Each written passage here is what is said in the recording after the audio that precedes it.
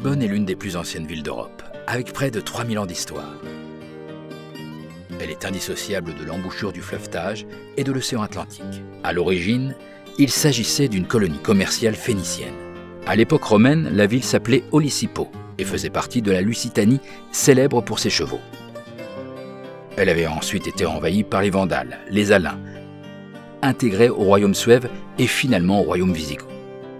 Les musulmans la conquièrent en 714, et c'est à cette époque que remonte le quartier d'Alfama et l'Alcazaba, ou forteresse que l'on connaît aujourd'hui comme le château de Saint-Georges. En 1147, Alphonse Ier du Portugal parvient à conquérir la ville. Au cours de la bataille, Martin Moniz mourut écrasé alors qu'il maintenait ouverte une des portes de la ville. En 1195, la ville voit naître Saint-Antoine de Padoue. En 1256, Alphonse II en fait la capitale du Portugal. Après la mort de Ferdinand Ier du Portugal, le royaume passe à Jean Ier, roi de Castille.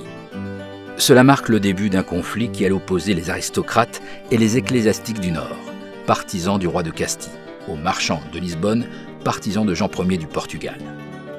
Après la victoire lors du siège de Lisbonne et à la bataille d'Aljubarrota, Jean Ier consolide sa position comme roi du Portugal. Des expéditions comme celle de Vasco de Gama, qui arrive en Inde en 1498, contribuent à une expansion du commerce portugais avec l'Orient et l'Afrique, ainsi qu'avec les colonies des îles de Madère et des Açores. Le commerce du sucre, du coton et de l'indigo, mais aussi celui des esclaves, fait de Lisbonne l'une des villes les plus riches du monde.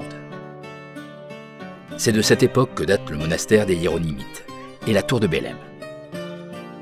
C'est aussi alors que se développe le Barrio Alto, pour une population qui grandit chaque jour.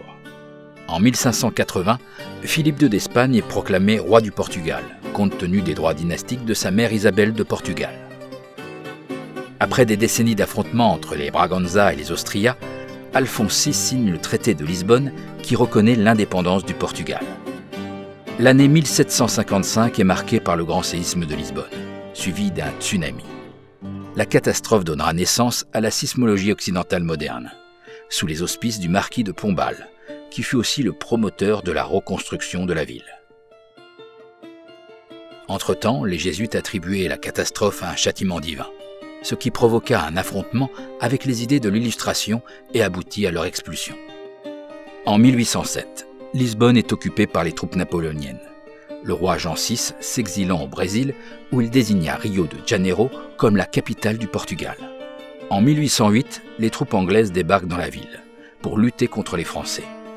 D'importants privilèges économiques sont alors accordés aux Anglais et ne seraient récupérés par les Portugais qu'en 1822, lors de la Révolution de Porto. En 1910, la République est proclamée au Portugal. Mais en 1926, la droite conservatrice s'empare du pouvoir avec la dictature d'Antonio de Salazar, qui prendra fin lors de la Révolution des œillets en 1974. Avec son entrée dans l'Union européenne, le Portugal entame une phase de modernisation et l'Expo 98 donne lieu à une rénovation profonde de Lisbonne. Aujourd'hui, à Lisbonne, nous pouvons apprécier la musique mélancolique de ses fados, profiter de sa gastronomie de la mer et du terroir, le cabillaud, les fromages, ses magnifiques vins. En empruntant son tramway, nous pouvons visiter la place du commerce, le château de Saint-Georges, avec des vues magnifiques sur la ville, la cathédrale de Sé, le Barrio Alto, le Chiado, l'Alfama ou le cimetière dos Placeres, où reposent des poètes et des écrivains illustres. Aux alentours de Lisbonne, nous pouvons visiter Casquet, Sintra et Estoril, un lieu à visiter sans aucun doute.